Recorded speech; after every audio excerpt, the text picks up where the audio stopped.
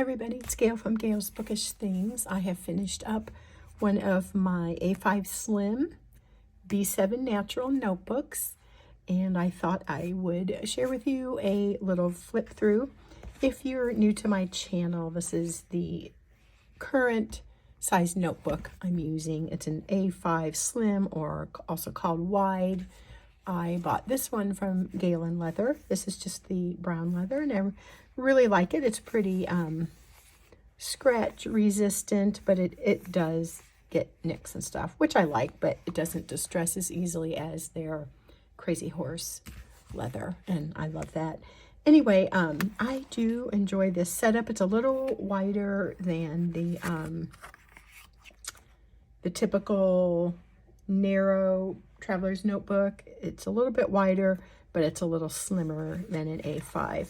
My current one is this black cover, and these are both from Paper Penguin Co.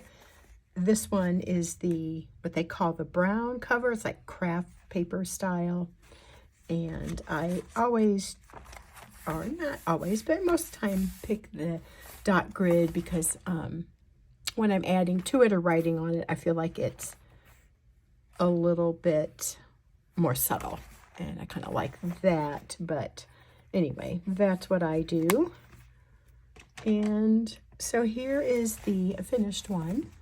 I finished it at the end of October and started it halfway through September. So these last about a month for me. So I themed the cover on this one with fall things, as you can see.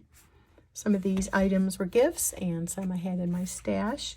I've gone ahead and put sticky notes over a lot of it, and I know that makes it kind of a bummer to look at the pages because who wants to look at a bunch of sticky notes? But I also feel like it's important to just keep things covered up that are about other people and stuff. So this one, some of them are where you can see them. This is the B7 Natural, 80 pages, 75 GSM. It is a Japanese paper, and it's light cream, brown covered dots, in case that is something you wanted to track down. This is a picture from a magazine, and I thought it was really pretty, so I just started my notebook with that. At the back of almost every traveler's notebook that I have, you will find a fountain pen swatching area where I'm testing out different pens and inks. The very last cover, I put another picture that I really like using magazine photos, because I like the feeling that these various pictures evoke. You know, they're just cozy, and it's like I want to be in that feel world. So I put lots of things like that in my notebook.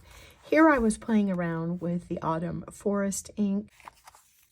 Oftentimes I will put some ink swatches around the edge with some of my samples. And I, again, always like to use magazine photos. I really like the color scheme here, though, with this blue and gold. Put little cards in oftentimes from a place where we might go for a coffee or go to eat or something. And we went to McDonald's, and then these stamps are from my friend Hannah. I thought they were just so beautiful. I couldn't wait to use them. They're probably more wintry than fall, but I thought the colors worked together. Little piece of paper bag from a shop I went to when I was in Galveston when I got this, visiting my sister-in-law, but also there's one in Branson down on the landing. That was fun to discover.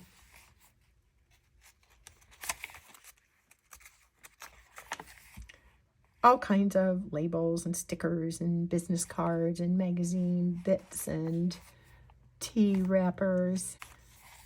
I tried my hand at illustrating a few little pumpkins. I kind of like how they turned out. They seemed kind of dark, and it was really funny. I thought, well, it was fun, but I don't know if pumpkins are really that color. And then a couple days later, I bought a pumpkin at the store, and I had to laugh because the pumpkin on that label looks just like my pumpkins, are very similar. I do love the fall colors, and so that is throughout this notebook. I've kind of incorporated a little section oftentimes where I just call it Inky Thoughts, and I'll add thoughts about the ink that I'm using, ink and pen combination. Here we have a little bit lighter colors, softer toned fall colors and grays. I thought that was pretty. It's from my friend Donna, and I just use that as a tip in here.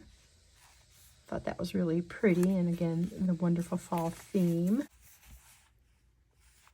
I've been given some of these girl stickers, and I also found a pack on Etsy that I bought to embellish pages. This is from a kit of, or not a kit, but a set of various washies I bought a few years ago.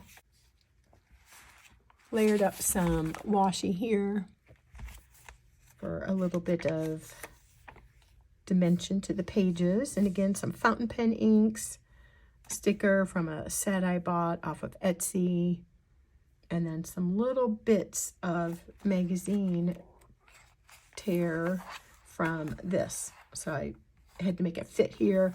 So I saved some of those little edges and put it there. It's one of my homemade stickers. The printer paper, though, that I bought, I don't like very well. It's very plasticky looking.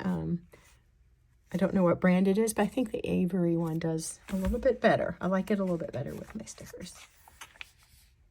More of the use of some extra ink samples. One of the girls that kind of matched the color scheme here. And I did this little tip in. I liked both sides of this design, so I decided to do, or of this magazine, decided to do it as a tip in so I could enjoy the picture on both. Looks like it's kind of coming loose.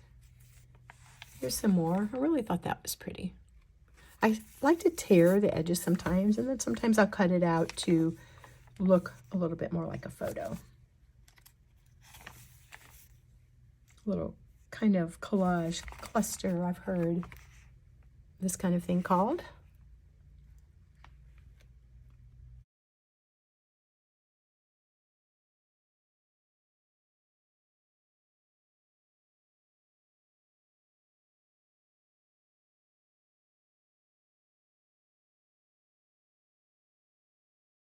Some of these little sticker things are from friends. My friend Kathy had this quote in her journal she showed on her Instagram. I liked it so much I copied it and used it here. I was commemorating our grandson's birth there. So he was number 10. And then this bed looks just cozy and fun, and I like the other side too.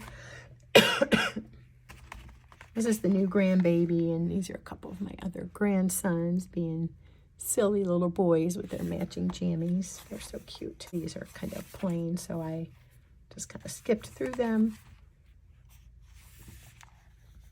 And I really like the blues and golds, and thought that it went well with the ink I was using and the washi.